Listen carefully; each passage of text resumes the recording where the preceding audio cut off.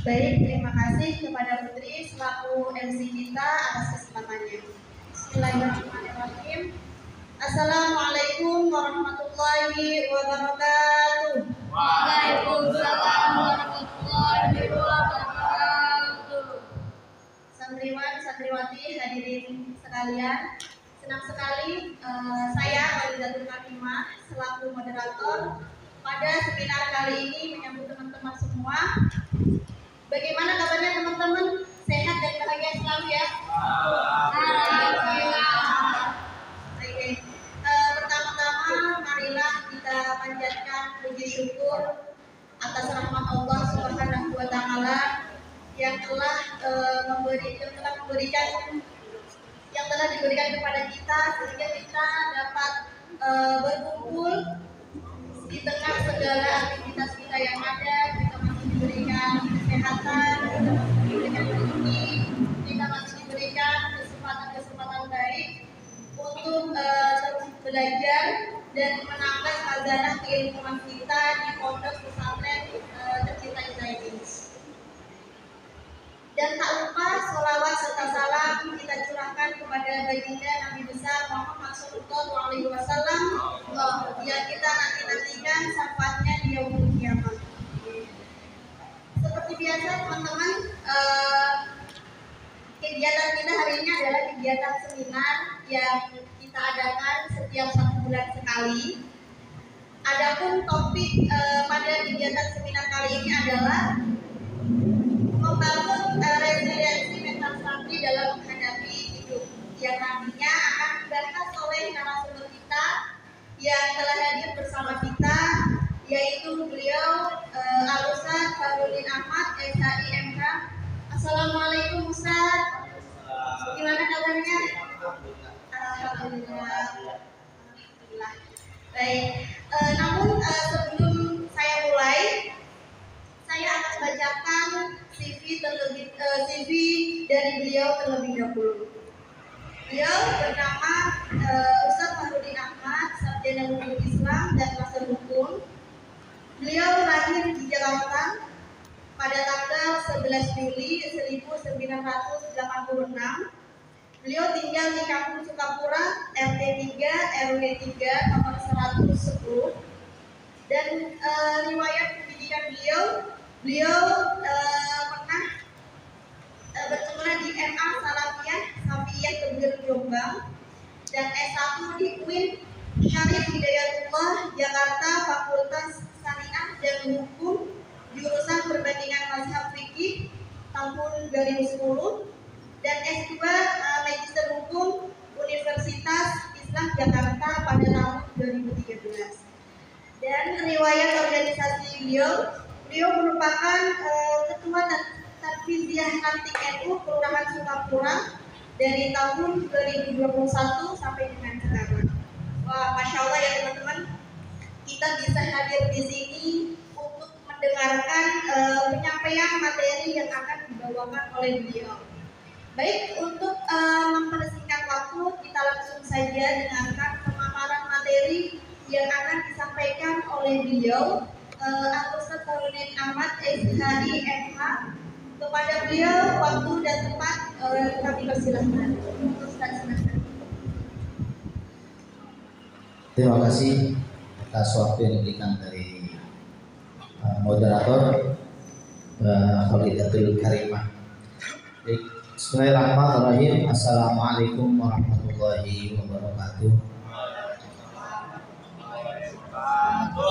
Bismillahirrahmanirrahim. Assalatu wassalamu ala Rasulillah Sayyidina wa Maulana Muhammad ibn Abdillah wa ala alihi wa sahbihi wa man tabi'a hudaya la haula wa la quwata illa billah, amma ba'du. Tentunya kita panjatkan puji syukur selalu kepada Allah Subhanahu wa taala yang mana pada siang hari di teriknya matahari, teriknya kota Jakarta yang begitu sangat panas pada siang hari ini, tapi Allah masih mudahkan kita hadir pada siang hari ini tentunya di aula Pondok Pesantren Salaf Al Ihsan. Tidak lain dan tidak bukan adalah wujud cinta kita kepada negara, cinta kita kepada Nahdlatul Ulama, dan juga cinta kita, hikmah kita, melayaninya kita sebagai pelayan di Pondok Pesantren Salaful Ihsan ini. Mudah-mudahan dari semuanya itu Allah berikan selalu keberkahan untuk kita semuanya. Dan mudah-mudahan kelak ilmu yang kita mendapatkan pada di Pondok Pesantren Salaful Ihsan ini menjadi ilmu yang manfaat buat kita semuanya. Amin. Ya Rabbal Alamin. Tentunya tak lupa selawat dan salam akan selalu tercurah kepada beliau baginda Rasulullah SAW yang ajaran-ajaran sunnahnya kita aplikasikan di dalam kehidupan kita sehari-hari, dijelaskan dan diselesaikan oleh ulama-ulama kita melalui ahlu sunnah wal jamaah di bawah naungan Nahdlatul Ulama. Ya, mudah-mudahan wujud cinta kita pada siang hari ini hadir untuk menambah khazanah keilmuan, terlebih khusus keilmuan kita, ke Nahdlatul Ulama kita pada siang hari ini. Kelak nanti kita berada di bawah benderanya Nahdlatul Ulama, di bawah benderanya Hadratus Syekh Bahyai Hasyim Asy'ari yang mengajak kita nanti bertemu dengan Rasulullah SAW.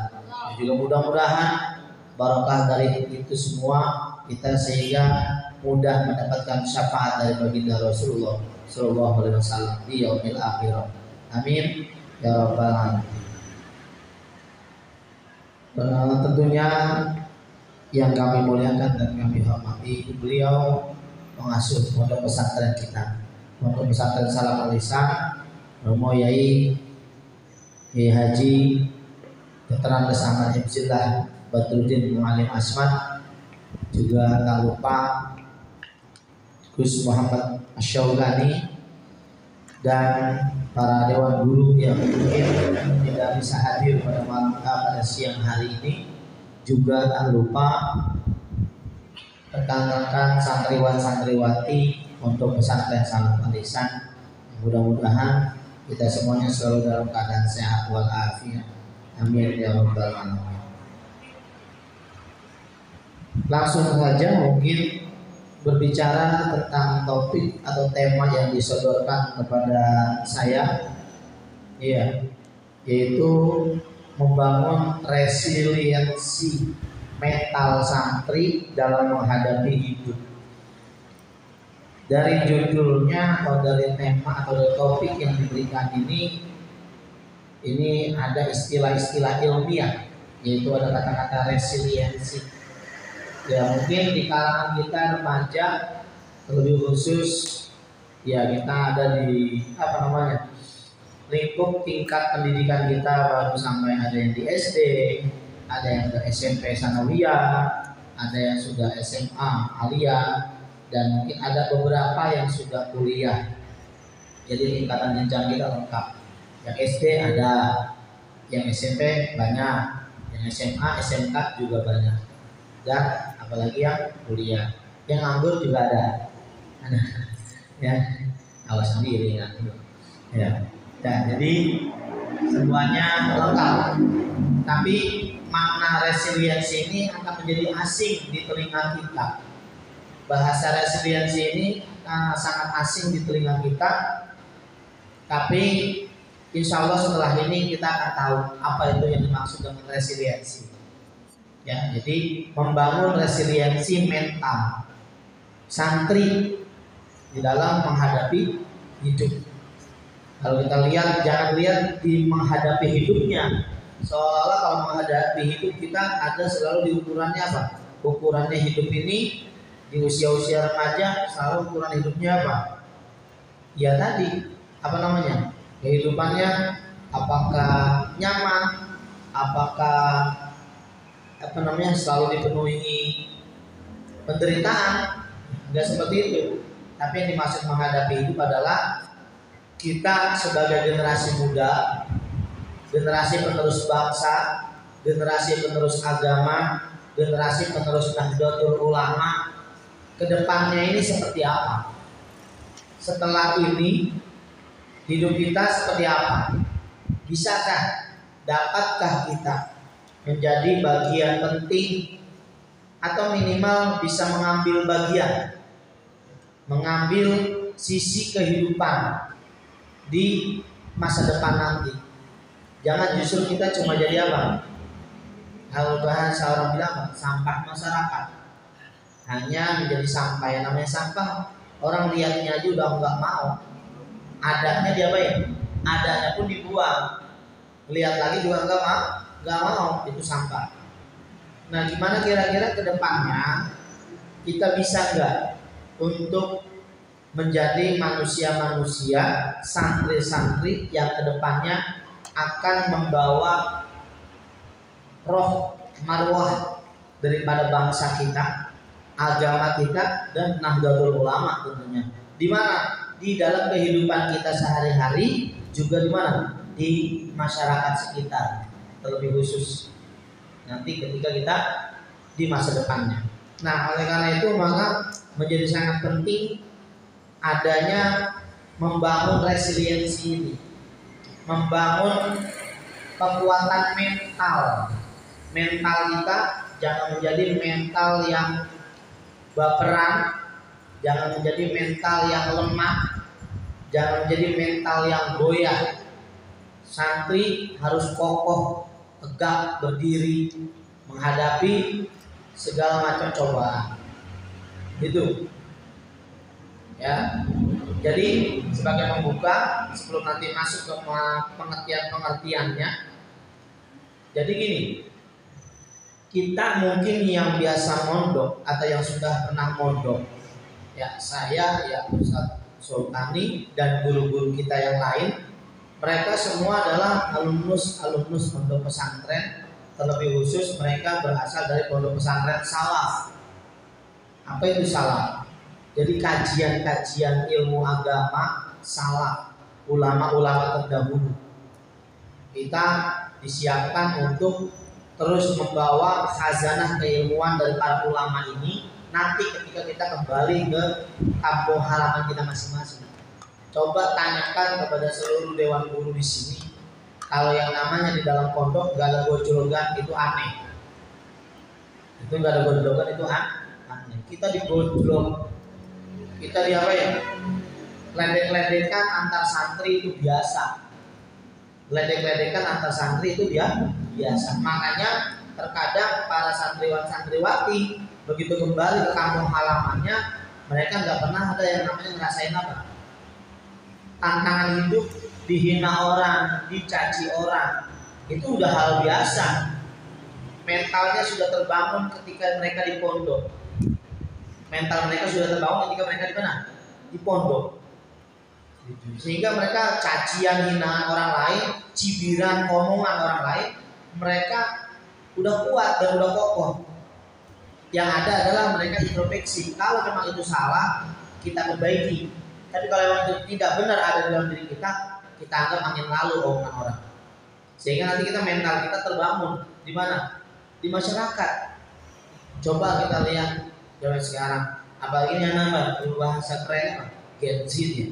Gen Z, generasi Z ya. Z-nya itu apa sih? Saya nggak ngerti tuh.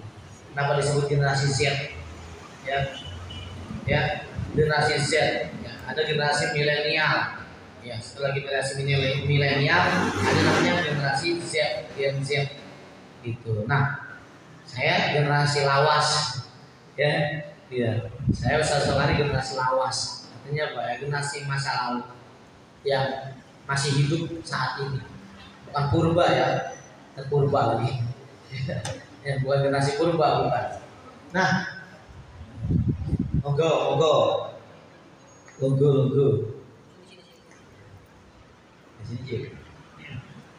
Ya, jadi gitu. Saya sering lihat berseliweran di media sosial, entah Facebook, entah WhatsApp, Twitter, X ya. Iya, X udah ada Twitter lagi.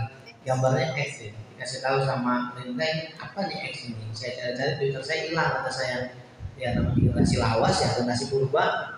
Gitu. Saya udah punya aplikasi Twitter, kok nggak ada sekarang? Kalau jadi ganti X. Ya. Nah, di situ banyak berseliweran dari status-status yang berteman dengan kita. nggak yang muda, nggak yang seumuran saya, bahkan ada yang di atas umur saya, kok isinya masih dengerin kehidupan orang lain aja. Kadang-kadang ngomongin, ya emang situ mah banyak duitnya, kalau kita mah nggak ada, biarin aja, udah ikhlas. Tapi ikhlas tapi diomongin di Facebook, tapi ikhlas tapi diomongin di mana? Di WhatsApp. Tapi ikhlas kadang diomongin di mana? Di Twitter. Berarti belum bisa menghadapi kenyataan hidup. Karena orang hidup kita nggak sendiri, kita hidup di masyarakat nggak sendiri. Tapi apa? Akan banyak kiri kanan orang dengan watak yang beda-beda. Nah kita yang sudah punya mental kokoh, apalagi nanti setelah kita belajar pada siang hari ini, mental kokoh kita terbangun, sehingga kita nggak menjadi generasi-generasi yang baperan, nggak generasi-generasi yang dikit-dikit ada masalah curhat di WhatsApp. Nggak ada generasi yang dikit-dikit ada masalah curhat di mana? Di FB, Facebook, atau bahkan bikin Instagram. Selalu tahu ya, nggak jelas itu. Ya, sekarang begitu. Ya, jadi apa? Saking dia kesannya malas ngetik, dibikin apa? Bikin video, masukin di Instagram dah. Selalu tahu ya, aku mah itu penak-penak aja. Lu tuh yang tukang nyinyir-nyinyirin.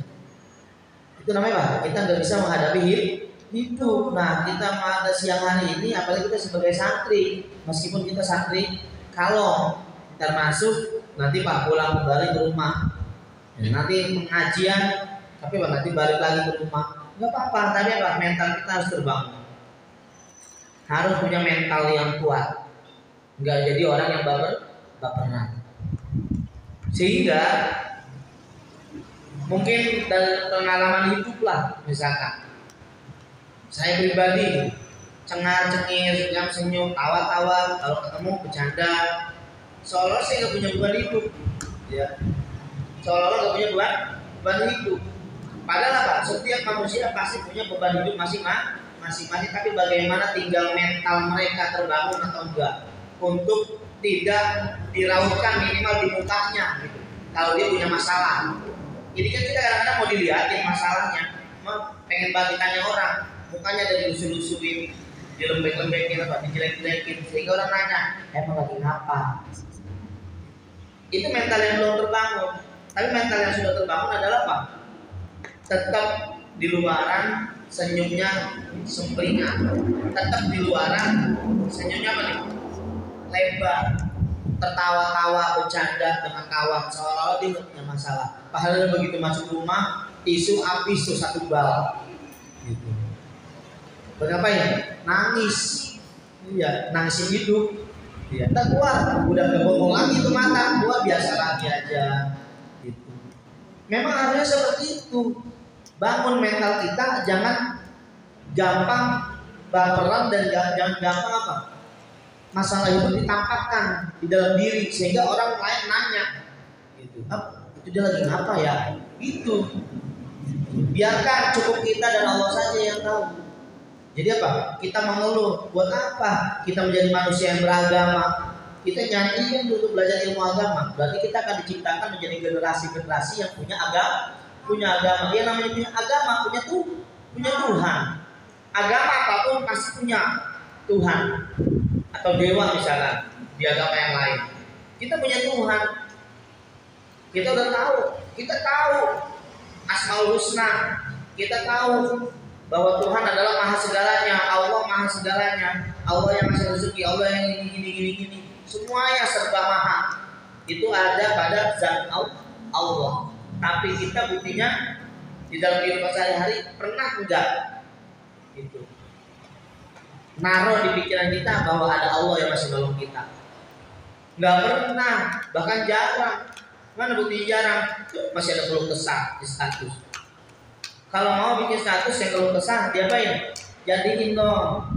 Gitu. Kita udah punya contoh dulu kita, Sosokane mungkin. Keluh kesah, jadikan sebuah puisi, kan lebih bermanfaat. Ntar puisinya bisa dijadiin buku, bisa dijadiin koleksi.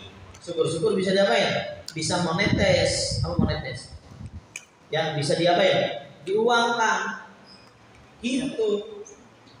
Itu apa? Itu justru lebih bermanfaat. Jadi apa? Keluh kesah kita apa? Uraikan melalui butiran-butiran puisi. Jangan dikit-dikit mau bikin status juga mau ngomel-ngomelin orang. Bikin status apalah gitulah. Jangan.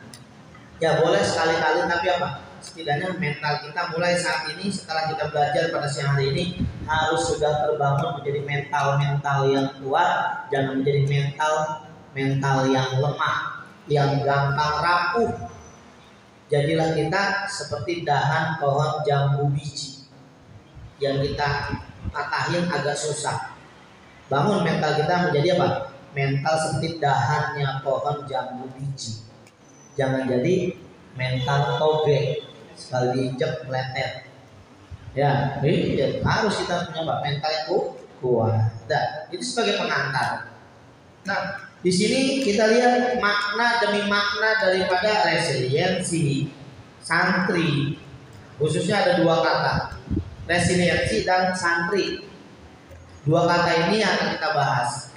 Nanti setelah kita paham apa itu santri, apa itu resiliensi, maka kita berpadukan sebenarnya apa maknanya daripada membangun resiliensi mental santri dalam menghadapi hidup.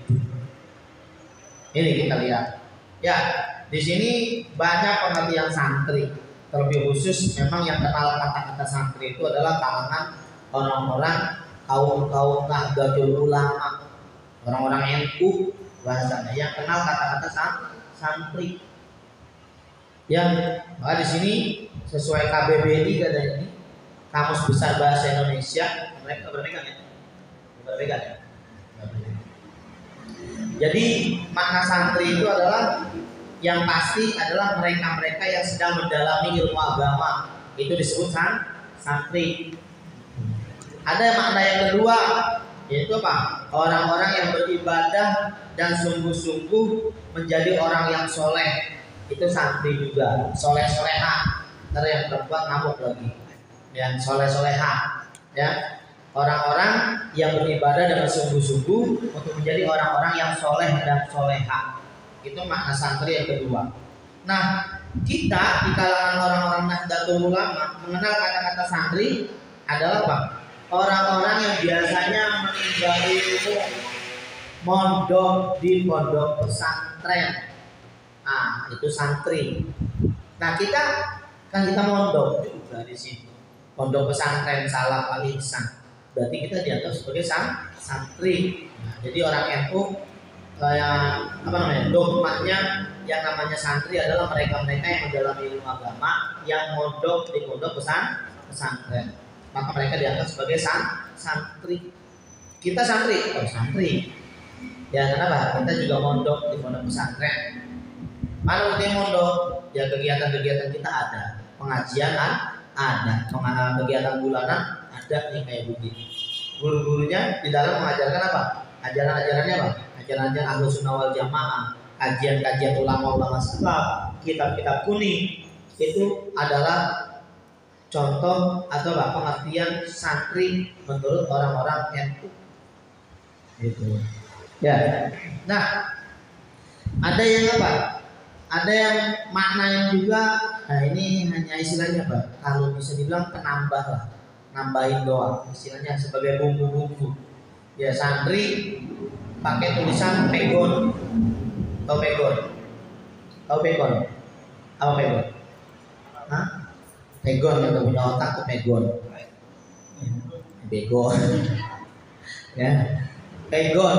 Ya. Arab pegon. Artinya apa? Arab Indonesia, tapi tulisannya apa? Pegon. Apa itu? Santri terdiri dari huruf sin, nun, ta, ro, ya. Santri. Nah, begitu bahasanya. Ya, sehingga apa? Ini tambahan doang sih sebenarnya Pak. Enggak masuk juga nih gituan, enggak masuk. Ya. Santri dari huruf sin, huruf nun, sin katanya Pak panjang dari safiqul khair. Apa itu safiqul khair? Artinya apa? Safiqul khair, kita sebagai pelopor kebaikan. Ya, kalau ada santri enggak baik, tukang nyolong berarti bukan santri namanya. Karena safiqul khair sinnya dari huruf sin santri.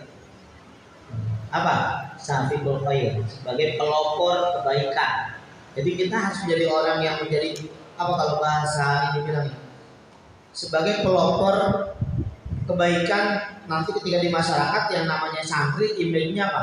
Orangnya soleh, soleha, baca Qurannya rajin, ibadahnya rajin. Itu setelah orang mondok ya, setelah dia pulang dari mondoknya, setelah dia di masyarakat, biasanya image itu yang akan tertanam.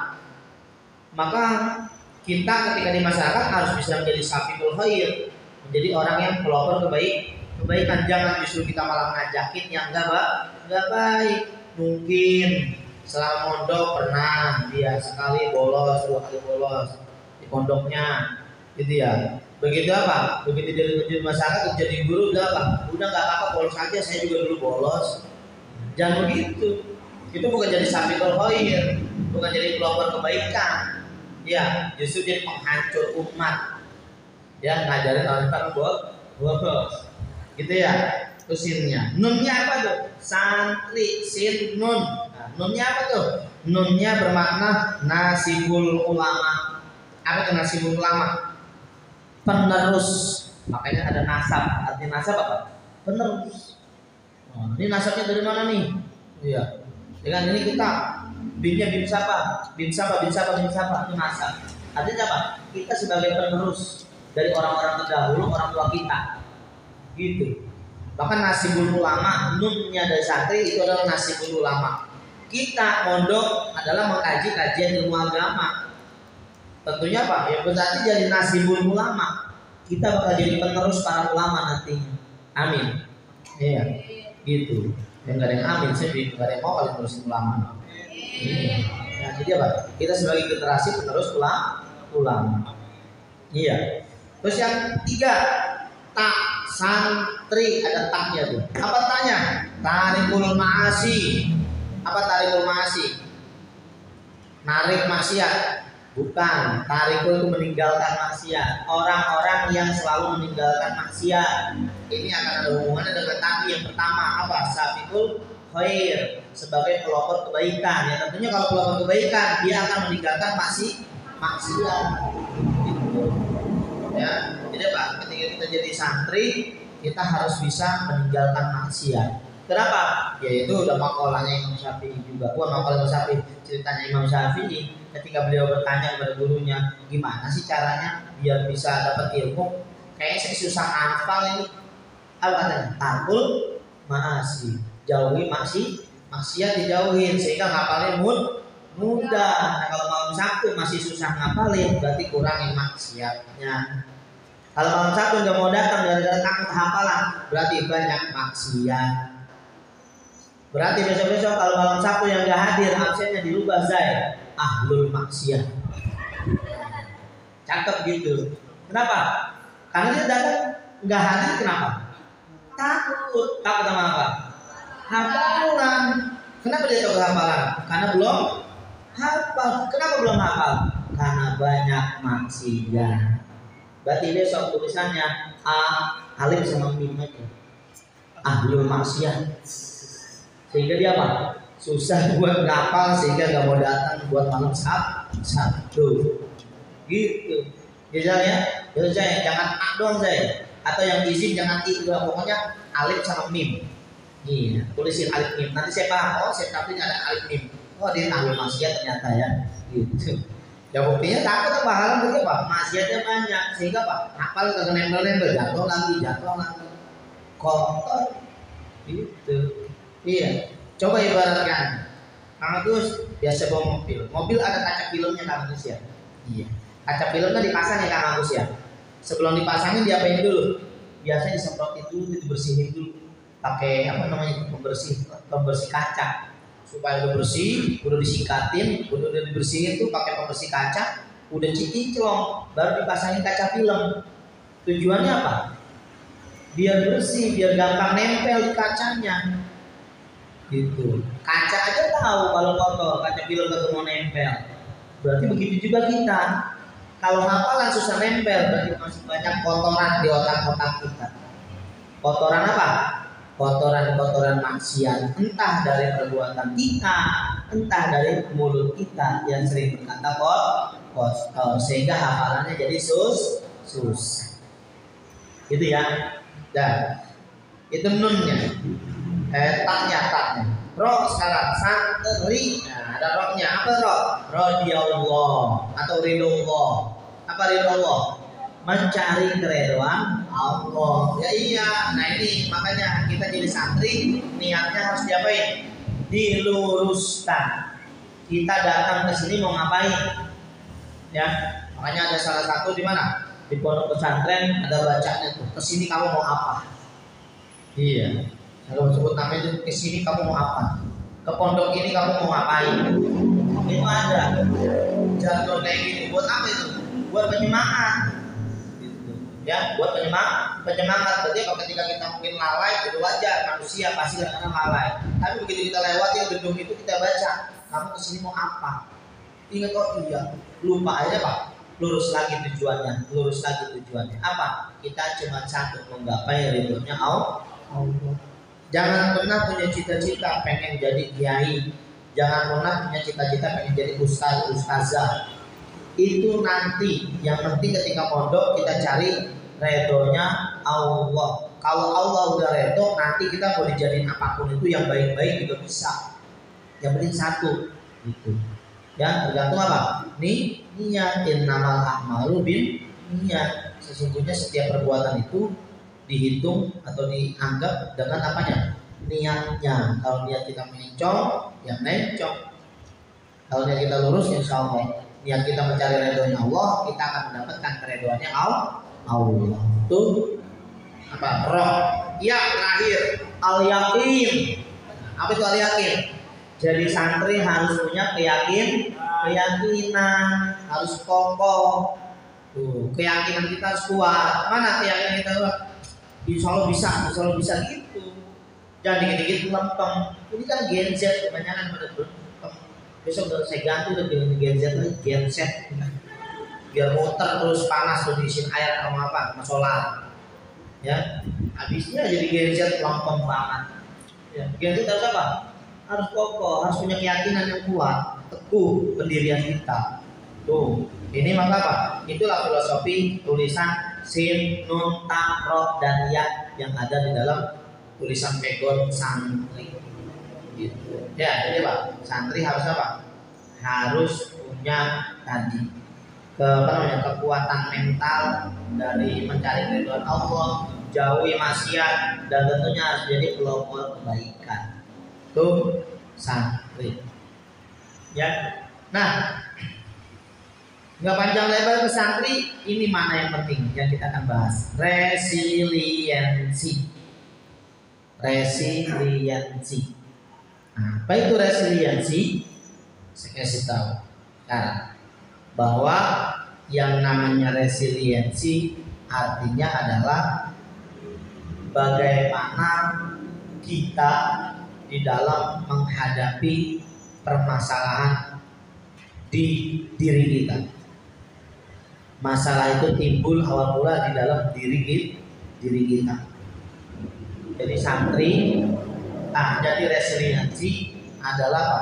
Bagaimana kita bisa menyikapi diri menghadapi permasalahan hidup. Itu resiliensi. Kalau di sini mana resiliensi memang kebanyakan diambil dari mana? Orang-orang luar nih. Mana? Ada resiliensi dari Karen Rivich, ada dari Christopher Peterson, bukan Peter Pan. Ya, ada dari Emmy Werner, Ann S. Maston. Ini makna resiliensi menurut beliau ini disimpulkan adalah apa? Kemampuan atau kapasitas proses serta hasil adaptasi seseorang terhadap perubahan, baik itu tekanan, kekecewaan yang dialami dengan cara yang positif, atau bisa juga diartikan sebagai kemampuan untuk mengatasi dan menangani kesusahan dan bergerak untuk maju. Nah, itu dia resiliensi. Jadi, saya simpulkan biar mudah dipahami, resiliensi itu adalah kemampuan kita di dalam mengatasi persoalan-persoalan di dalam kehidupan kita. Kemampuan kita Jadi ada masalah hadir, masalah datang ke kita. Apapun masalahnya, memang datang ke kita, tapi bagaimana diri kita bisa menetralisir, mampu untuk mengatasi masalah itu. Nah, inilah yang tadi saya bilang, makanya kita sebagai santri, dan ini resiliensi apa namanya, materi ini jarang untuk anak-anak SD, SMP, SMA pun belum dapat kadang-kadang. Ini harusnya ada di mana? Di perkuliahan atau di mana? Di anak-anak yang udah usianya ya mungkin 20-an ke atas. Tapi kita udah dapat pada siang hari ini. Ya. Maknanya artinya apa? Dari sekarang kita udah diajarkan. Bisa nggak diri kita mengatasi kehidupan? Mengatasi persoalan di dalam kehidupan kita. Ingat tadi saya bilang persoalan hidup macam-macam, bukan hanya urusan masalah perut, uang dan lain sebagainya. Bukan, apalagi anak muda percintaan, bukan. Tapi lebih dari itu, kita bisa nggak menghadapi hidup di masyarakat? Bisa nggak kita menghadapi kehidupan di masyarakat? Ya, kehidupan di masyarakat sangat keras. Ya, keras dalam artian bagaimana? Oh, kita kalau nggak punya mental baja, sulit menghadapi itu. Apalagi menghadapi cibiran orang, mulut-mulut orang. Zaman sekarang kan begitu. Zaman sekarang seperti itu. Kiri kanan kita punya tetangga, gitu. Cibiran-cibiran mereka kira-kira kuat nggak kita? Bukan hanya mereka, baik lagi ke kita, gitu. Kita kira-kira kita mau cibir orang enggak? Kenapa? Kita udah belajar, kita aja dicibir sama orang nggak mau, masih kita mau cibir orang, gitu. Maka dari situ kita bisa mengatasi hidup. Itu namanya salah satu contohnya. Misalkan apa? Kita nggak senang dicibir sama orang. Kita nggak senang diomong-omongin sama orang. Kira-kira bisa nggak kita tidak mencibir dan ngata-ngatain mengolok-olok orang? Dan kita balik ke situ. Kadang-kadang ada tetangganya dapat door prize, ya, habis ngikut kuis, ya, super mobil ya, dapat motor, dapat mobil malah. Yang kirinya tetangganya yang kiri apa? Udah pasang tali di rumahnya. Iya, mau ngapain? Mau bunuh diri, nggak bisa terima kehidupan, melihat saudaranya apa, melihat orang lain senang, susah banget kita. Artinya apa? Susah melihat orang senang, bahkan kita senang melihat orang susah tuh. Nah itu harus dirubah image kayak begitu. Nah itu namanya apa? Kita bisa nggak mengatasi persoalan hidup kita. Misalnya kita suka pendengki sama orang, kira-kira bisa nggak kita nggak jadi pendengki, gitu. Nah kemampuan kita ketika kita udah bisa mengatasi hal-hal buruk di dalam diri kita, menyikapi hidup, itulah yang namanya resiliensi. Ya namanya teman atau yang namanya tetangga kadang-kadang macam-macam, ada-ada aja. Jangan tetangga orang-orang lah, ya siapapun itu dimanapun itu. Oh itu sangat kita bisa apa? Kita bisa nggak menyikapi hidup tetap tenang, anteng, nyaman, tanpa terbawa tersulut provokasi dari orang lain, gitu. Atau provokasi alam. Mana provokasi alam? Yang kehidupan. Itu ketika kita nyari pekerjaan susah, nyari rezeki susah, nyari usaha susah. Nanti nih ketika udah dewasa, udah bekerja, bisa nggak kita menyikapi tetap tenang, anteng, atau ngambil tali? Itu dong udah. Bisa nggak? Atau pakai tali lah kejauhan ke dapur ngambil pisau, gitu, dorong ke leher. Ya, kira-kira bisa nggak kita tahan terhadap hal itu? Jangan lihat orang dapat kesuksesan, kita apa? Allah emang gak sayang, dia mulu yang dikasih kesuksesan, saya masih terus aja kayak gini hidup saya. Kita perkaya diri kita, minimal kalau kita nggak kaya harta, tapi kita kaya hati. Hati kita tetap apa? Senyum, tetap sumringah menghadapi kehidupan. Karena ketika kita tetap tersenyum, kita akan mikir apa? Kita akan dipikir adalah orang yang selalu bahagia. Orang yang selalu bahagia. Ketika orang selalu bahagia, orang lihat kita apa? Hidupnya senang. Padahal apa? Tadi saya bilang di rumah tisunya habis satu bal. Buat ngapain? Nangisin kehidupan. Tapi di luar tetap senyum, tetap tertawa. Mengeluhnya dia hanya di rumah. Apa ya? Mengeluh pada Allah. Ya Allah, kapan saya dikasih rezeki sambil nangis-nangis. Tapi begitu dia keluar rumah, hilang tuh, diusap air matanya, dihilangkan bengul di matanya tuh bengkak di matanya karena nangis mulu, tawa lagi, ceria lagi di luar. Sehingga orang berpikir apa? Hidupnya enak. Ketika orang berpikir hidupnya enak, berarti apa? Allah senang kalau kayak gitu. Kenapa? Karena ketika kita di jalanan, contoh, maaf, banyak saudara-saudara kita mungkin yang masih belum memahami. Kadang-kadang bikin kita langsa gitu, bikin kita miris. Dia bawa anaknya di jalanan, tujuannya biar dikasihani sama orang. Ya, dia ajak anaknya di jalanan tengah malam gitu, kita lihat di jalanan, masya Allah. Pengen banget dikasihani sama orang. Ketika pengen dikasihani sama orang, berarti apa? Kita kan yang misalnya kita orang yang beragama mikir, dia gak pernah senang hidupnya ya. Sehingga kita apa? Harus berarti apa? Allah marah.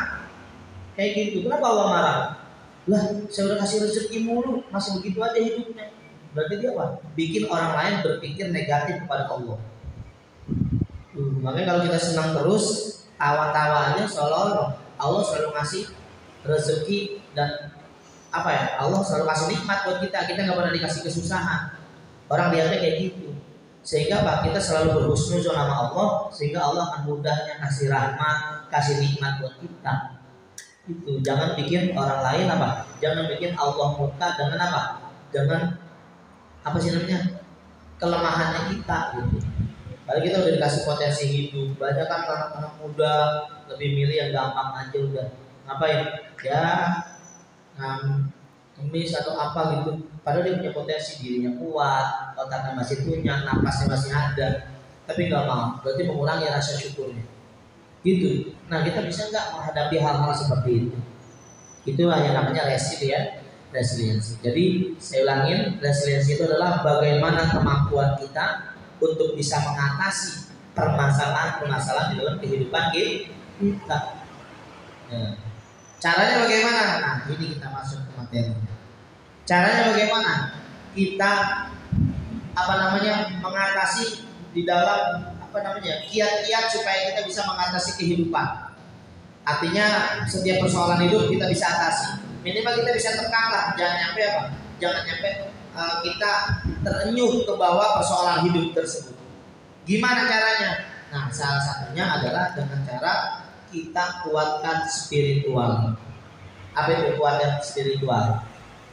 Kita kuatkan ibadah kita kepada Sang Pencipta Allah Subhanahu wa Ta'ala.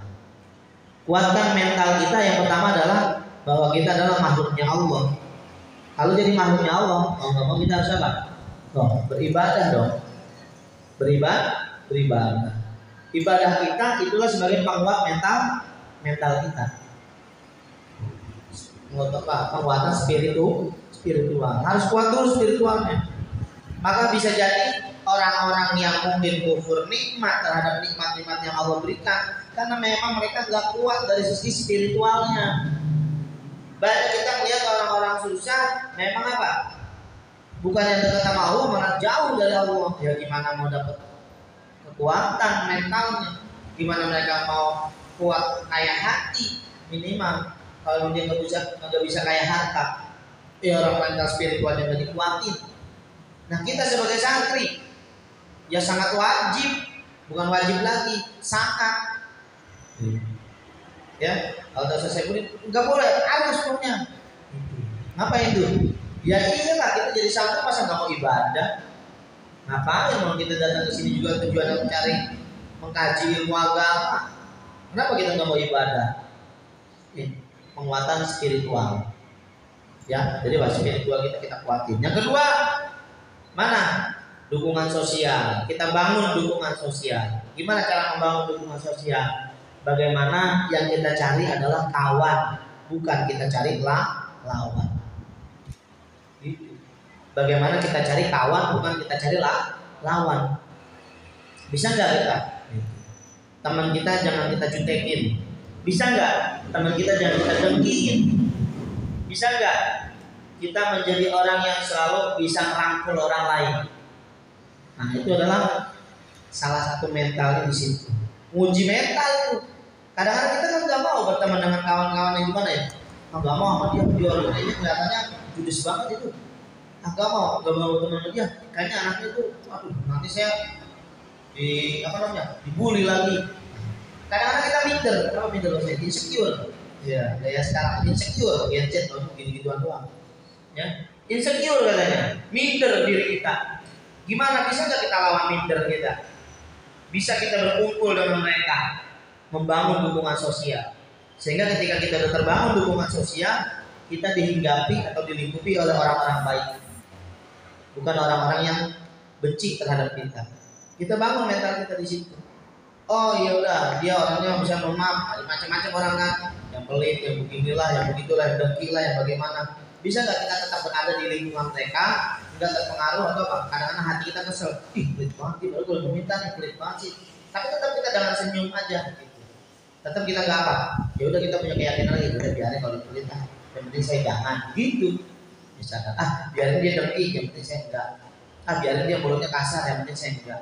Bangun namanya dukungan sosial sehingga image kita di hadapan mereka itu baik, bagus, tidak ada image jelek. Dari mana? Bangun kita sendiri yang bisa bangun dukungan sosial itu. Bangun diri kita supaya bisa ada di tengah-tengah masyarakat, berada di tengah kawan-kawan kita, menjadi orang-orang yang kita dianggapnya selalu orang kenal kita adalah baik. Hati nggak bisa dipungkiri. Mungkin wajah, mulut bisa dibohongin, tapi hati nggak bisa. Contoh gampang begini, ada orang meninggal, ahlu maksiat, tukang bully, mulutnya sekata-kata. Begitu dia meninggal, MC ngomong, kita saksikan bahwa dia adalah orang baik. Khair, mulutnya udah mati, gak banget gue ngomong dia baik. Ada kayak gitu, mulutnya ngomong khair, baik. Mulutnya khair, tapi hatinya masih dengki. Gak mau, gue dulu pernah injek-injek sama dia. Gak mau, aku dulu ke rumah gue pernah ditakol sama dia. Gitu. Ya, berarti apa? Mulut kita bisa kita bilang apa? Jadi orang yang baik. Kan kadang tuh ada jenazah di depan tuh. MC biasanya kan kadang-kadang ngumumin begitu tuh. Kalau kita yang pernah nyolatin jenazah, pernah nyolatin jenazah? Pernah nggak? Nggak pernah semua kayaknya ini muka-mukanya nih. Nggak pernah sholat jenazah semuanya. Yang tua lah pernah sholat jenazah. Ya, gitu. Nah ini baru ya. Kalau itu sholat jenazah, makanya sering kita datang misalnya sholat jenazah. Anak-anak MC-nya tuh bilang selalu kayak gitu. Yang kita saksikan bapak-bapak sekalian bahwa jenazah ini adalah orang baik. Gitu. Karena kita nyebut baik. Gitu. Apakah beliau orang baik? Baik. Mulut bilang baik, tapi hati nggak terima kadang-kadang. Kenapa? Mungkin pernah disakiti. Bisa nggak pengennya kita ketika kita menjadi jenazah, kita menjadi orang yang di dalam keranda tersebut, orang-orang di sekitar kita nangis. Kedua apa? Gak mau kehilangan kita. Ketiga apa? Selalu mengucapkan gak mau ini orang baik, orang baik, orang baik. Gimana cara bangun mental kayak gitu? Ada di dalam diri semua masing-masing. Semuanya punya potensi itu. Semuanya punya kemampuan itu. Tinggal mikirin sendiri caranya. Supaya jangan di akhir hayat kita, kalau kata Gus Dur di dalam patahnya, bukan patah Gus Dur, beliau pernah mengucapkan apa? Jadilah kita manusia ketika kita lahir, orang di sekitar kita tertawa, kitanya menangis. Gitu. Jadilah kita manusia ketika kita baru lahir, kita dalam keadaan menangis, orang di sekitar kita tertawa. Dan jadilah kita manusia ketika kita wafat dalam keadaan tersenyum, tapi orang sekitar kita menangis. Nah, itu filosofi. Apa tuh maksudnya? Kita baru lahir, nggak ada bayi lahir langsung ketawa. Semuanya dalam keadaan nangis. Tapi sekitar kita ikut sedih apa malah senang? Lah kita lagi nangis, dia malah senang. Sekitar kita nyainya, neneknya senang, emaknya yang lagi ngerasain sakit senang. Alhamdulillah dede udah lahir juga, tawa-tawa, gitu. Ya kakeknya, ya bapaknya, semuanya ikut senang. Iya Allah manis banget, tawa-tawa. Padahal itu bocah lagi ngapain? Lagi nangis. Artinya apa? Keberadaan kita diapain? Diinginkan oleh mereka semua. Buktinya apa? Mereka tertawa ketika kita lagi nangis. Nangis kita dikata lucu banget, lucu banget. Lagi nangis, lucu dikata. Iya, gitu kan? Nah, jadi kita pengennya jadi manusia kayak gitu. Kan banyak sekarang. Banyak gak yang begitu lahir gak diinginkan? Banyak, itu buktinya masih ada bayi di dalam kardus di jalanan. Berarti hidupnya gak diinginkan dong, ya kan? Iya. Tuh, berarti kita jangan nyampe kayak begitu. Alhamdulillah sih kan gak ada buangan kan? Enggak. Terus kan ya nggak ada yang dari atas kan ya? Iya, semuanya dari klinik semua ya. Iya, semuanya dari klinik, kakek, neneknya, emaknya, bapaknya senang kehadiran kita. Ya udah, berarti udah kita lewati nih. Fase itu udah kita lewati. Tinggal fase terakhir. Nah inilah makanya penguatan resiliensi kita. Supaya di akhir hayat kita, ketika kita ada di dalam keranda, kita wafat, ketika melihat bidadari, akhirnya kita tersenyum. Tapi sekeliling kita kayaknya seolah-olah gak rela dan gak rego akan meninggalnya kita. Kenapa? Karena kita jadi orang baik. Jadi ketiadaan kita itu mereka gak pengenin. Jangan mati dulu, saya masih butuh. Gitu. Nah itu seperti itu kita pengen jadi manusia. Paham ya? Itu apa? Kenapa? Karena kita bisa membangun dukungan sosial. Terus apa lagi? Ya, di antara yang lainnya adalah kita bisa membangun ketahanan emosional, tahan emosi. Ini yang sulit, ya. Ini yang sulit. Gimana caranya mintain uang kas kayak gua, bayar dong, gitu. Tentu mah, bayar dong. Lu bisa nggak sih bayar? Enak deh ya, gitu. Sama, ya tahan emosi, Pak dia tahan gitu. Ya tahan emosinya. Ya habisnya orangnya bikin emosi kan. Anggap aja ini apa? Kita lagi diuji di situ tahan emosional kita. Supaya apa? Ini kira-kira kita sudah punya resiliensi belum? Gitu. Tahan emosi kita, jangan apa lu? Udah 10 hari beda. Wah, udah pakai gaya-gaya gitu tuh. Udah repot tuh itu. Ya, tapi kadang-kadang nyablak gitu ya. Yang dia pengen jadi mintanya nyablak. Bayar lu. Apa sih belum bayar? Kapan bayar? Kemarin duluan, coba ditahan dulu. Ya kapan bayarnya? Pakai gaya-gaya apa? Lebih lembut lagi. Gitu. Jangan langsung tersulut emosi. Berarti kita masih apa? Bukan tahan emosi. Kita masih terkena provokasi lawan. Gitu. Ya, ngadepin sama nih, gak ada orang ya. Anas yang bayar. Apa lu bayar? Apa nih? Wah, udah macam aja depan dia. Ya tahan kan dia, tahan. Ya gimana? Paham ya, kita lagi belajar resiliensi. Berarti kita harus tahan emosi. Gitu. Minimal emosi kita jangan keluar-keluar. Sama yang takut juga, misalkan apa? Di jalanan, baru ada motor dikit, suara udah gitu. Wah, jangan perlu tahan emosi kita. Ya itu udah pasti di jalanan itu, kehidupan jalanan itu. Motor kadang macam-macam. Dia mentang-mentang motornya bagusan, ya 125 gitu ya. Wah, ya kita cuma buat Astrea Honda gitu. Ya, udah apa? Kekesalan dia bagus banget emang lu, gitu mentang-mentang kayak gituan, brengsek banget. Itu mulut kita kata-kata, ngumpat yang enggak. Nah, gimana kira-kira bisa nggak kita tahan emosional seperti itu? Nah, ketahanan kita terhadap emosional, kemampuan spiritualitas kita bisa membangun kolega-kolega, kita membangun sosial kita dengan baik. Itu salah satu trik supaya bisa meresiliensi mental kita. Kita bisa hidup dengan apa? Dengan punya mental baja. Nggak gampang terpengaruh, tidak gampang tersulut emosi. Banyak orang yang nggak bisa seperti itu. Nah, yang penting satu lagi di dalam resiliensi. Ya, sengaja saya taruh di akhir, padahal dia bukan di akhir. Apa itu? Pengelolaan waktu dan tugas. Ini yang sering kita nggak bisa. Pengelolaan waktu dan tugas. Sengaja, ya. Tidak ya. Dan pakai lihat itu saya acak-acak di rumah. Baca-baca di rumah. Ya, saya taruh di terakhir. Apa itu? Apa dong nangis? Nangis kan. Sampai kalau gini kan nangis kali. Lalu masuk nangis aja dong. Sedih dan telat ya dong ya. Nah, contoh gini gitu. Dan telat sedih gitu. Ya Allah saya telat gitu. Sambil nangis saya keparatan gitu. Bukan harus bukan. Ya, dah. Ini yang terakhir, pengelolaan waktu dan tugas. Ya, lagi pengelolaan waktu dan tugas. Orang-orang yang bisa meresiliensi, santri-santri yang bisa meresiliensi mentalnya adalah mereka-mereka yang bisa mengelola waktunya dan tugasnya. Sengaja saya taruh terakhir sebagai poin terakhir. Padahal di sini tulisannya nggak di akhir, ada di atas. Ya, tapi saya taruh di terakhir sebagai apa? Kalau ibarat apa? Puncaknya di sini. Kenapa? Karena permasalahan yang saya lihat di santri kita terlebih khususnya banyak yang tidak menghadiri majelis, banyak yang tidak hadir taklim pengajian. Satu, karena waktu dan tugasnya yang terlalu sibuk. Maka santri yang bisa meresiliensi mentalnya adalah mereka-mereka yang bisa, kalau bahasa kita gampangnya, bagi-bagi waktu. Bagi-bagi waktu. Kira-kira bagaimana? Ini kan kita baru jadi santri. Santri tugasnya ngapain doang? Belajar. Belum maaf gitu. Makanya selalu dulu Pak Kiai sering pesan ke saya dulu waktu saya sama-sama di sini.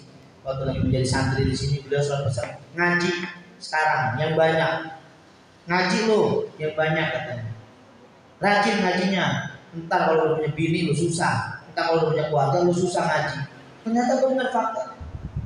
Saya kadang mau pembat ngaji pagi-pagi udah diapain? Anak bangun.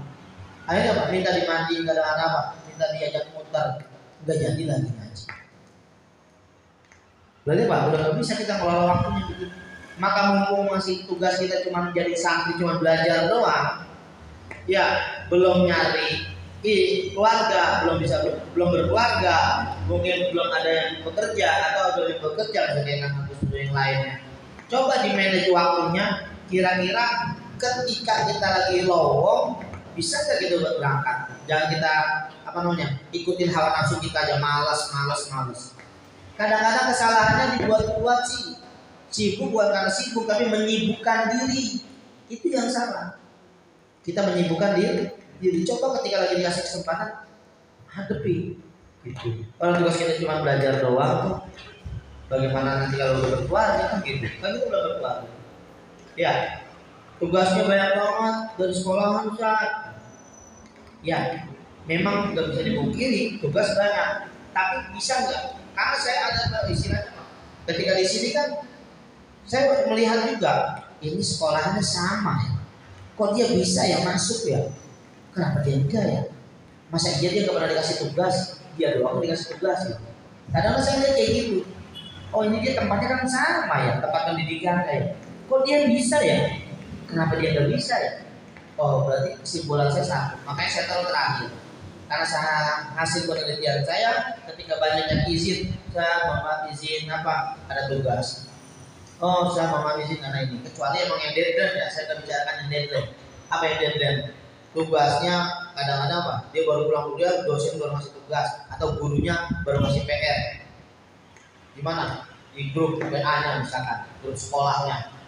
Ntar ya besok jangan ibu lupa ngasih tahu, besok ya jangan lupa dikumpulin deadline tuh. Apa deadline? Dikasih batas. Ya mau nggak mau itu malam dikerjain kan gitu. Ya tertata. Tapi kan nggak setiap harinya begitu.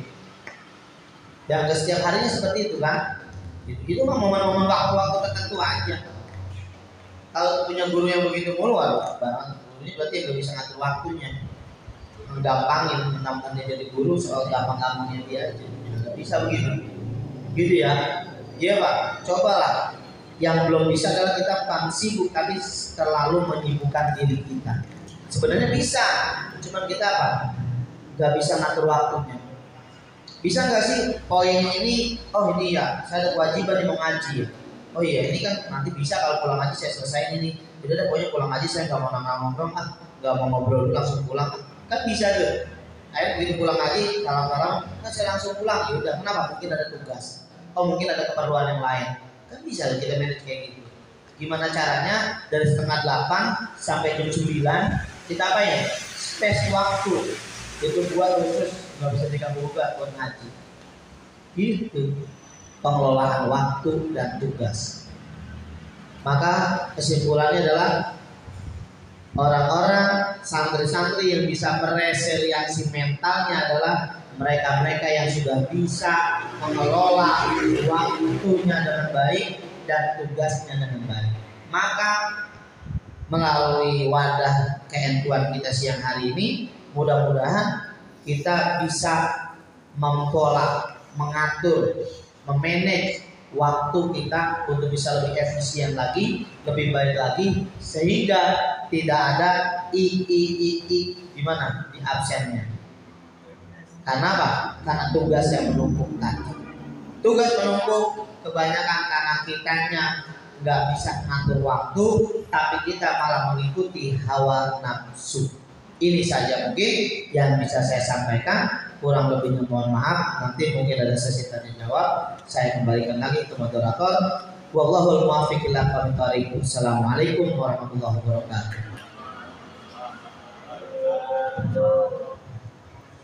Alhamdulillah, terima kasih banyak Ustaz Bahul yang sudah memaparkan materinya.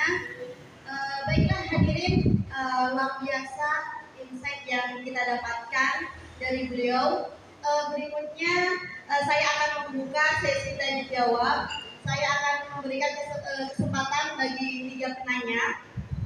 Dan pada kesempatan yang pertama ini saya akan memberikan kesempatan untuk kepada 3 penanya terlebih dahulu.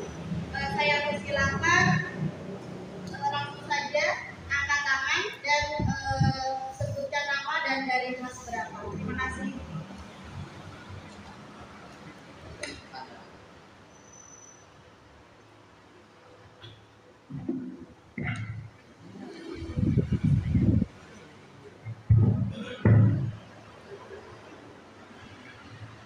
Assalamualaikum warahmatullahi wabarakatuh.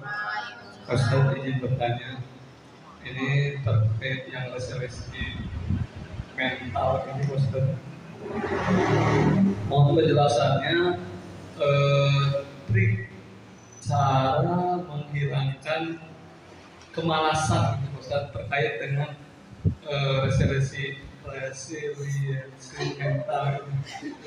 Soalnya ya saya lihat penyakitnya itu malas. Terima kasih. Assalamualaikum warahmatullahi wabarakatuh.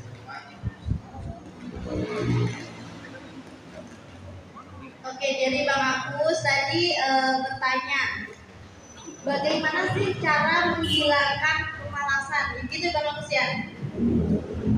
Mungkin ada lagi untuk berapa penanya lagi? Ada yang bertanya?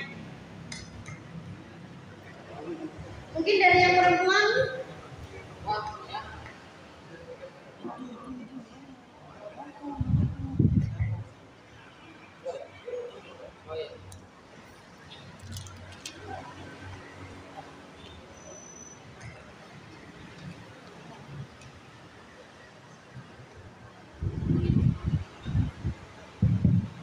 Bismillahirrahmanirrahim. Assalamualaikum warahmatullahi wabarakatuh.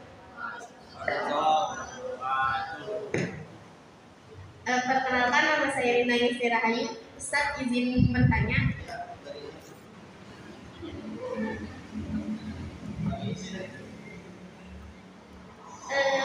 Ini izin mengaitkan dari masalah arti santri ya, yang tadi Ustaz sudah memaparkan dari sin, terus nun, ta, dan seterusnya.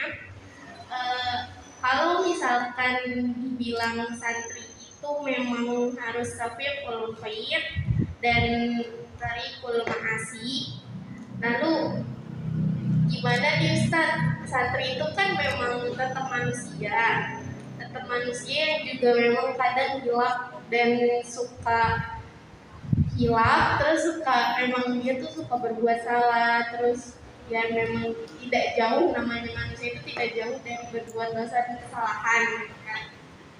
Terus gimana nih Ustaz kayak untuk merubah mindset orang-orang yang bilang kayak kok santri tuh ini, kok santri tuh gitu.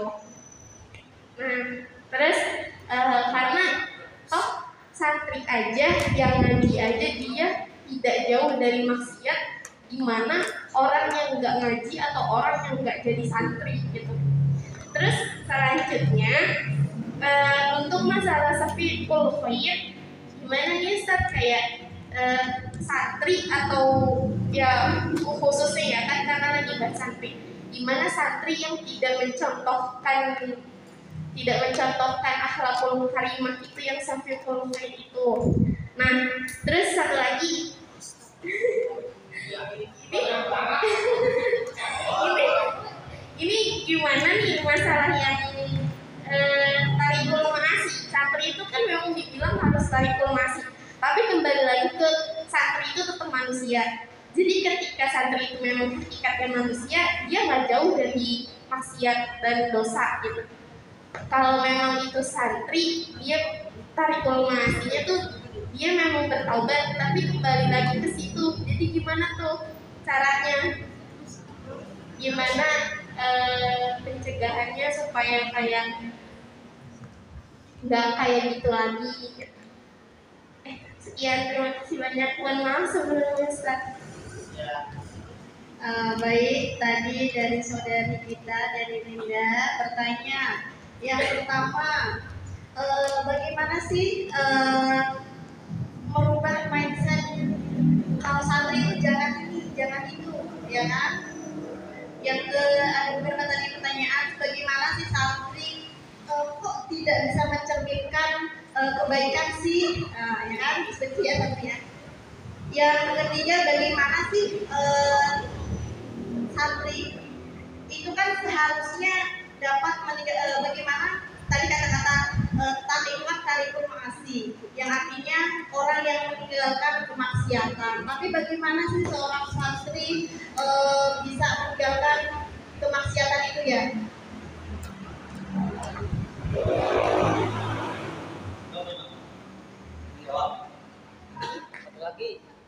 Lagi. Oke, baik, satu lagi ada yang ingin bertanya? Baik. Apa Dika? Apa? Ayo, ya.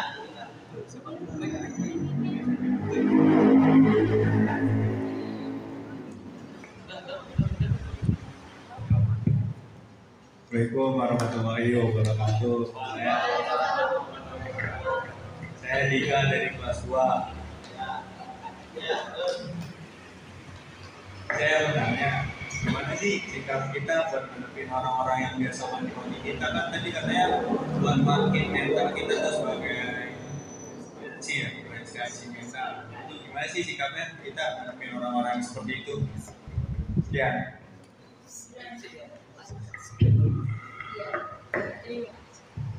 Jadi tadi pertanyaan Dika, bagaimana sih sikap kita menghadapi orang-orang yang orang yang suka maki-maki kita, bagaimana sikap kita ya? Karena sudah 3 pertanyaan ya teman-teman, kita langsung saja. Monggo Ustaz, yang pertama, bagaimana sih cara menghilangkan kemalasan? Hilangin kemalasan.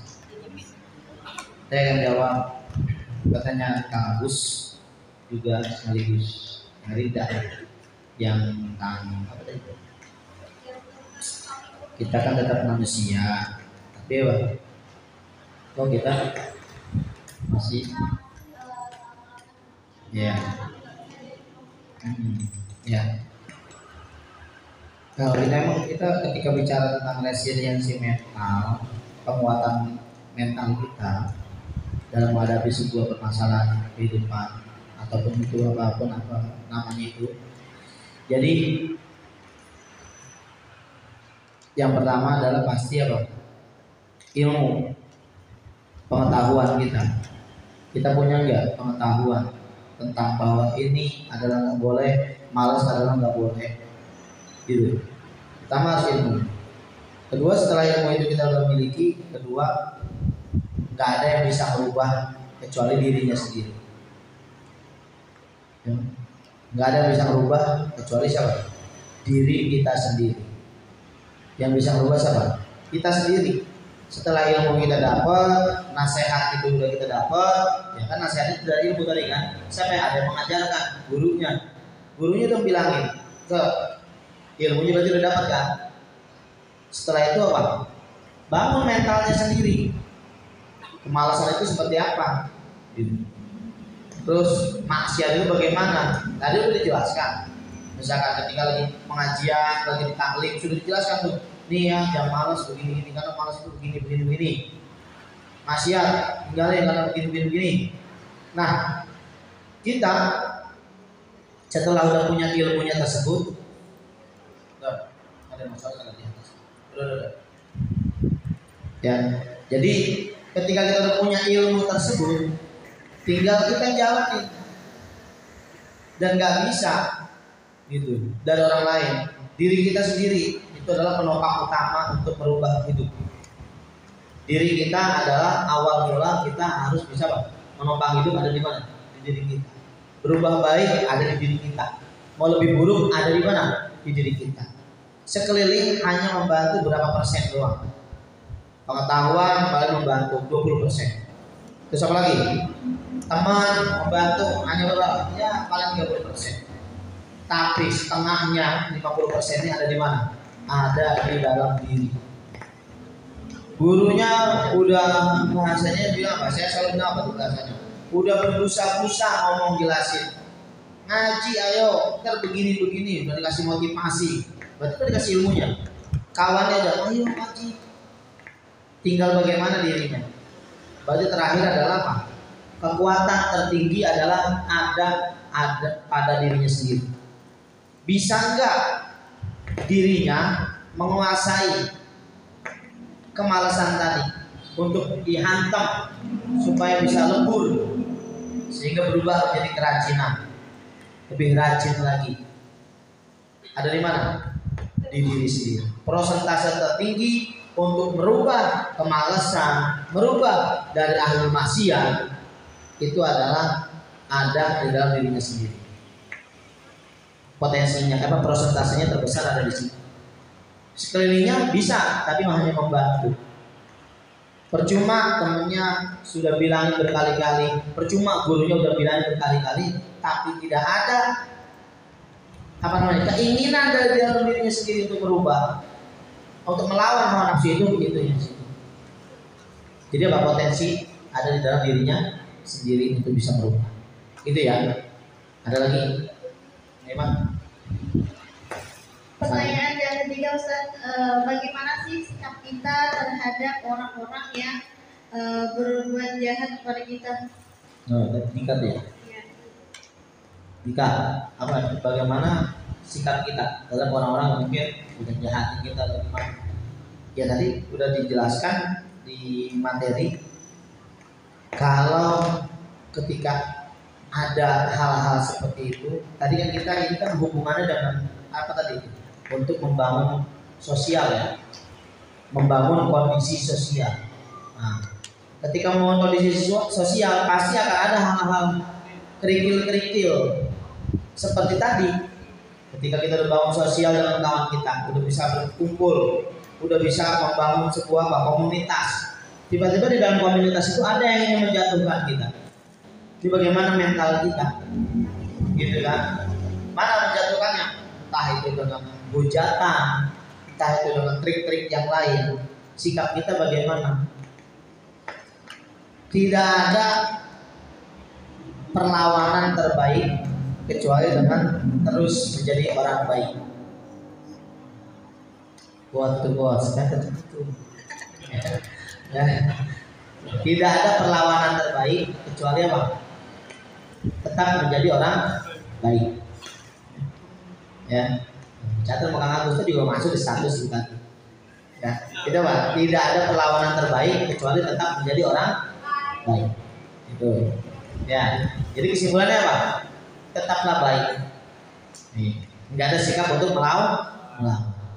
Kenapa? Kan tadi saya bilang kita cukup senyum, cukup apa? Cukup mengikhlaskan diri kita digituin. Ya walaupun apa yang selagi itu tidak menjatuhkan harga diri, bisa kita lakukan. Maka jawabannya tadi perlawanan terbaik adalah tetap untuk kita menjadi orang baik. Ada lagi? Tadi yang cerita yang banyak. Apa itu? Oh sama intinya. Iya, begitu. Intinya. Jangan pakai bilang santri juga kan manusia. Semua sama manusia.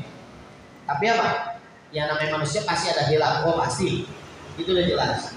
Tapi bagaimana kita meminimalisir terhadap kehilafan tersebut? Ya di dalam perjalanan hidup kita satu hari pun dari pagi sampai sore ini nggak mungkin gak ada kehilafan. Itu pasti ada orang manusia kodratnya. Itu jadi hal yang wajar.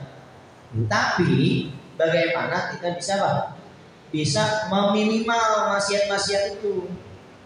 Gimana caranya? Ya nanti balik lagi tadi saya bilang kampus gerinda apa ilmu kawan satu lagi potensi terbesarnya dari mana? Di diri kita sendiri. Gitu. Itu memang ya saya kembalikan lagi moderator. Jadi jawaban ketiga dari Ika, bagaimana sih sikap kita terhadap orang yang berbuat jahat kepada kita, yaitu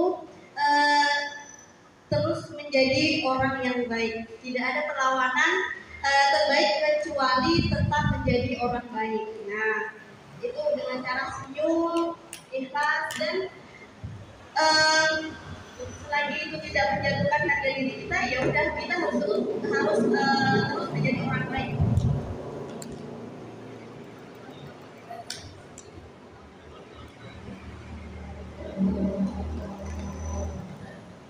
Baik, mungkin dari teman-teman ada yang ingin bertanya lagi? Ada yang ingin bertanya lagi? Boleh di luar tema juga boleh.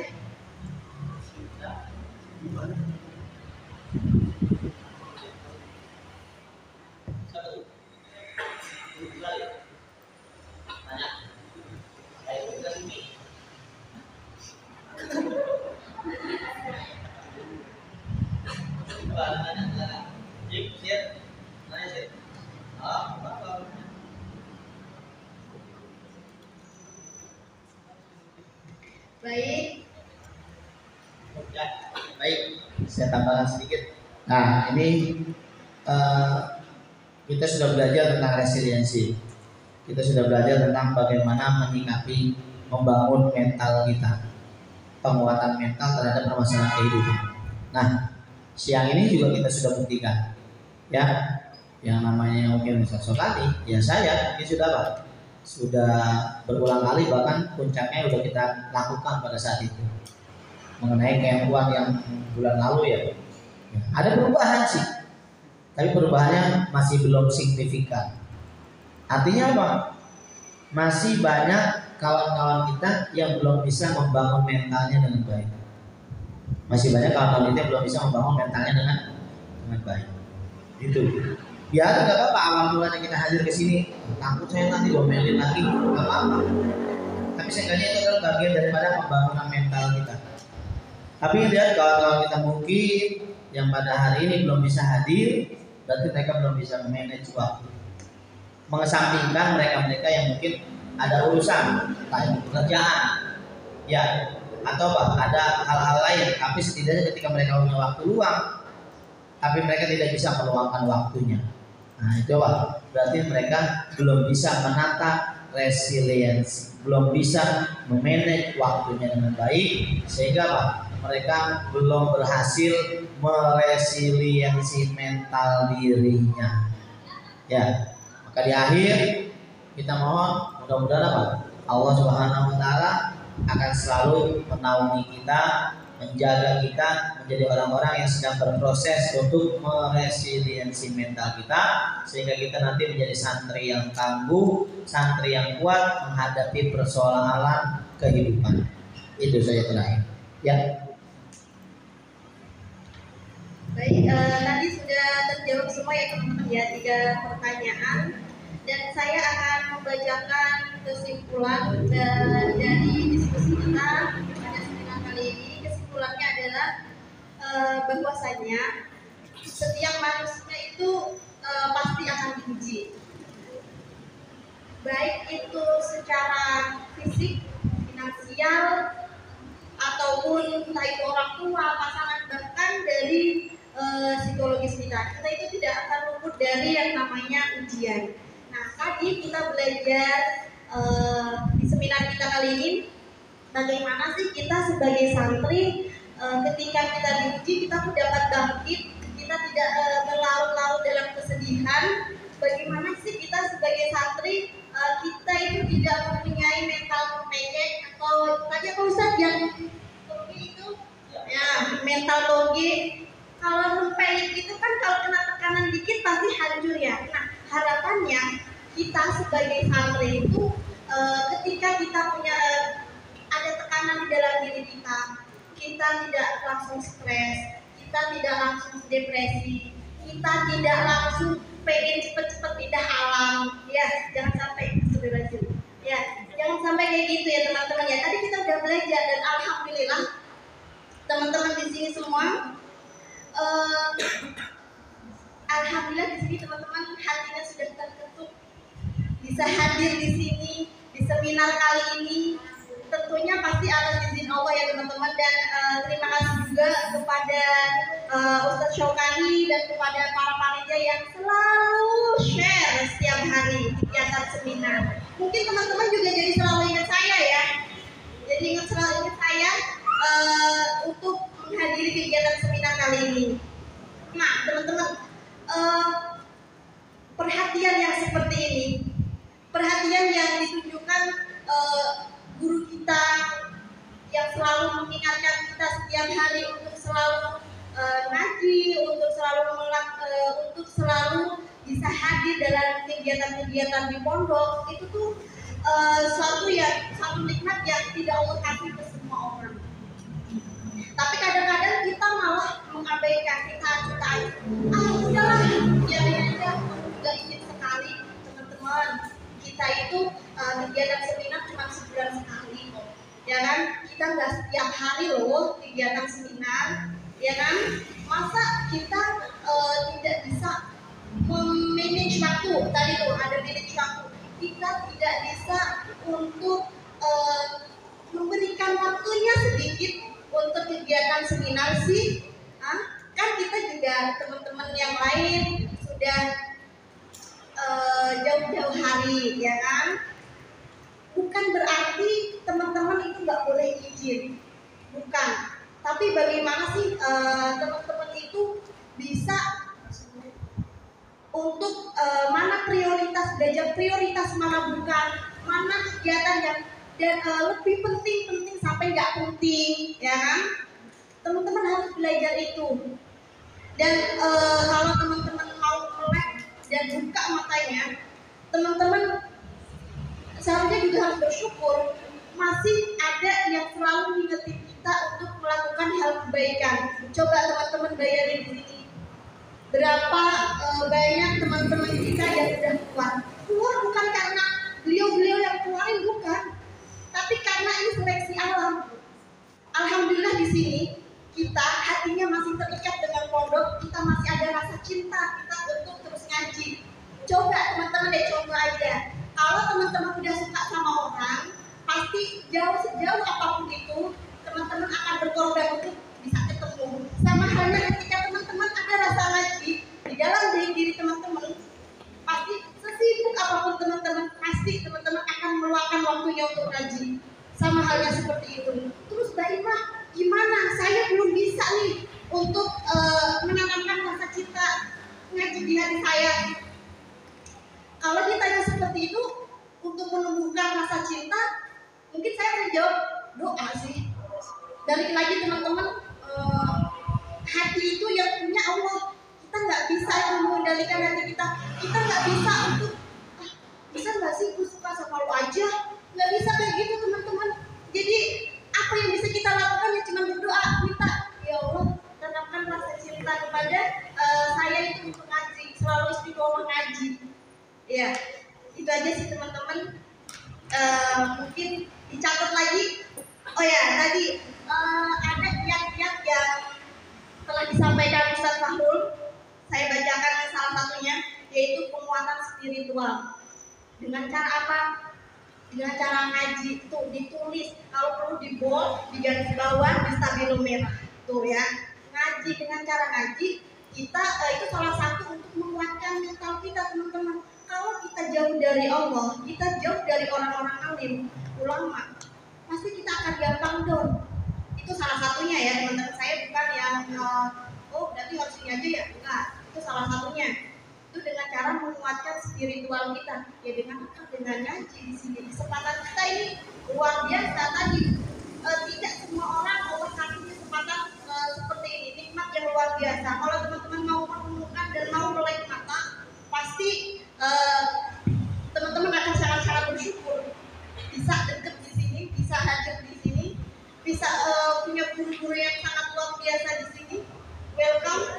kita tanya pasti dijawab, nggak yang mungkin kalau kajian di luar sana, banyak banget nih orang kita nggak bisa nih salam atau apa, kita bisa.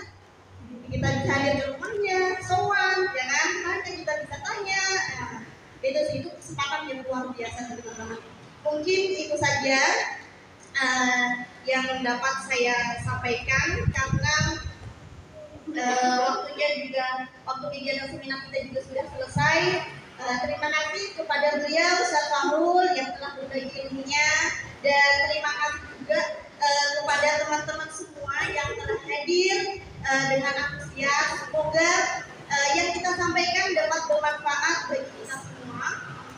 Saya Khadijatul Karimah, mohon maaf jika ada kesalahan yang saya lakukan selama jalannya seminar. Saya mohon undur diri. Selanjutnya saya akan serahkan kepada MC. Assalamualaikum warahmatullahi wabarakatuh. Waalaikumsalam warahmatullahi wabarakatuh. Alhamdulillah, demikian telah kita ikuti serangkaian acara pada hari ini. Selanjutnya acara terakhir akan kita tutup dengan doa yang akan dipimpin oleh Al-Ustaz Fakhruddin Ahmad SPMK. Semoga apa yang disampaikan dapat bermanfaat bagi kita semua dan dapat menguatkan iman kita semua. Saya selaku MC dan panitia kami undur diri. Bila ada salah kata dari saya mohon dibukakan pintu. Waalaikumsalam warahmatullahi wabarakatuh.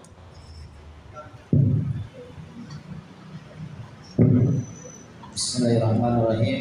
Astaghfirullahaladzim. Astaghfirullahaladzim. Astaghfirullahaladzim. Bismillahirrahmanirrahim. Alhamdulillahirabbil alamin. Hamdan yuwafi ni'amahu wa yukafi'u mazidah. Ya Rabbana lakal hamdu wa lakal syukru kama yanbaghi li jalali wajhikal karim wa li azimi sultanik. Allahumma shalli wa sallim wa barik ala sayyidina Muhammad wa ala ali sayyidina Muhammad salatan tunjina biha min jamil ahwali wal afat wa taqdirana biha jami'al hajat wa tutahhiruna biha min jami'is sayyi'at wa tarfa'una biha indaka ala darajat wa tubalighuna biha aqsal ghayat in hayatul dan badal mamat innaka sami'un qaribun mujibud da'wat wa ya qadiyal hajat. Allahumma anfa'na bima 'allamtana wa 'allimna ma yanfa'una wa zidna ilman nafi'ah. Rabbana zalamna anfusana wa illam taghfir lana wa tarhamna lanakunanna minal khasirin wa tub 'alaina innaka antat tawwabur rahim. Rabbighfir lana wa liwalidayna warhamhuma kama rabbayana shighara wa li jami'il muslimin wal muslimat wal mu'minin wal mu'minat al ahya'i minhum wal amwat. Allahumma anfa'na bima 'allamtana wa 'allimna ma yanfa'una wa zidna ilman nafi'ah. Allahumma iftah lana futuhal 'arifin. Allahumma iftah lana futuhal 'arifin. Allahumma iftah lana futuhal 'arifin. Allahumma ij'al jam'ana hadza jam'an marhuma wa tafarruqana min ba'dihi tafarruqan ma'suma. Allahumma ij'al jam'ana hadza jam'an marhuma wa tafarruqana min ba'dihi tafarruqan ma'suma. Allahumma ij'al jam'ana hadza jam'an marhuma wa tafarruqana bihi tafarruqan ma'suma wa la taj'alhu bina ma'ana syaqiyya wa la mahruma. Rabbana taqabbal minna innaka antas samiul alim wa tub 'alaina innaka antat tawwabur rahim. Rabbana atina fid dunya hasanah wa fil akhirati hasanah wa qina adzabannar. Wa sallallahu ala sayyidina Muhammadin wa alihi wa sahbihi wasallam. Subhana rabbika rabbil izzati amma yasifun wa salamun alal mursalin walhamdulillahi rabbil alamin. Assalamualaikum warahmatullahi wabarakatuh.